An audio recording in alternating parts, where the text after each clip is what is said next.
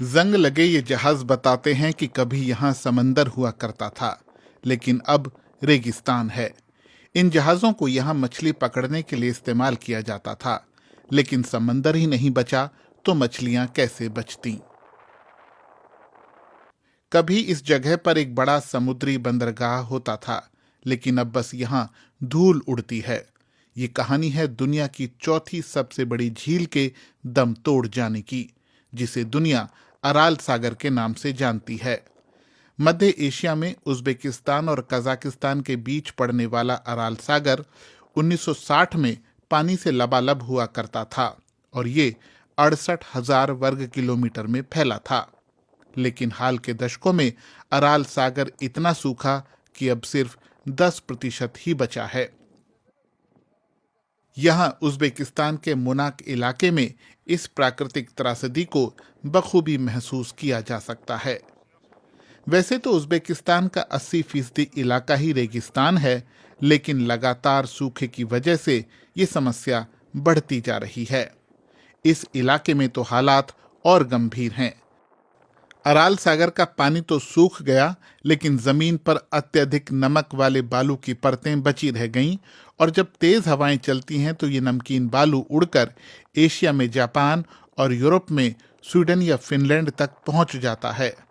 ये बालू स्थानीय लोगों के लिए बीमारियों की वजह बन रहा है, लेकिन उज्बेकिस्तान के काराकल्पाक स्टेट यूनिवर्सिटी के विशेषज्ञों को उम्मीद है कि वो पेड़ लगाकर इस इलाके का कायाकल्प कर सकते हैं। हमारा मकसद मुनाक इलाके में पर्यावरण की स्थिति को बेहतर बनाना है।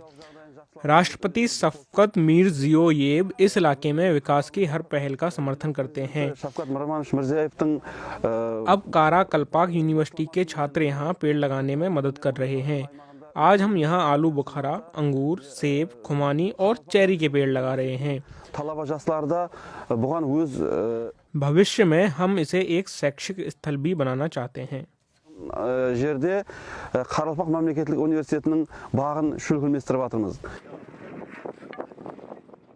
जिन नदियों का पानी कभी अराल सागर में आकर गिरता था, सोवियत दौर में उनका रास्ता बदलकर उन्हें बंजर इलाकों की तरफ ले जाया गया ताकि वहां कपास की खेती हो सके। लेकिन अब इसकी ये गंभीर कीमत चुकानी पड़ रही है। जब झील गायब होने लगी तो लोग भी इस इलाके को छोड़कर जाने लगे, क्योंकि झील न रहने की वजह से उन्हें आर्थिक ही नहीं बल्कि स्वास्थ्य संबंधी परेशानियां भी होने लगीं। नासा का कहना है कि 1960 के दशक में अराल सागर में बर्फ पिघलने और बारिश से 50 घन किलोमीटर ताजा पानी आता था, लेकिन 1980 आते आते ये आंकड़ा शून्य हो गया। बढ़ते नमक और अराल सागर की वजह से जमा रासायनिकों को रोकने का एक तरीका यह है कि पेड़ लगाए जाएं। सागर का तल सूख जाने से जमा हुए बालू से निपटा जाए।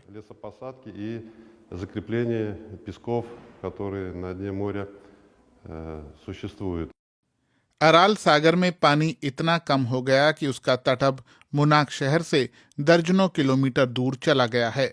शहर में भी अब चंद हजार लोग ही बचे हैं। जितना पानी सूखेगा, रेगिस्तान उतना ही फैलेगा।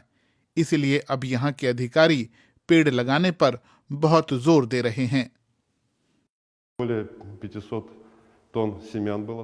हमने दिसंबर 2018 और जनवरी 2019 में 5 लाख टन से ज्यादा बीज जमा किए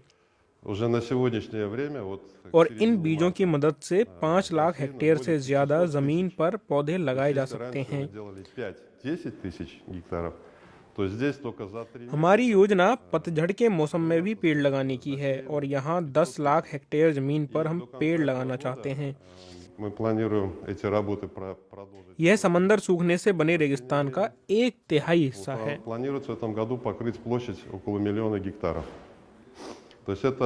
почти треть вот этой пустыни, которая существует сегодня на осушенном дне моря.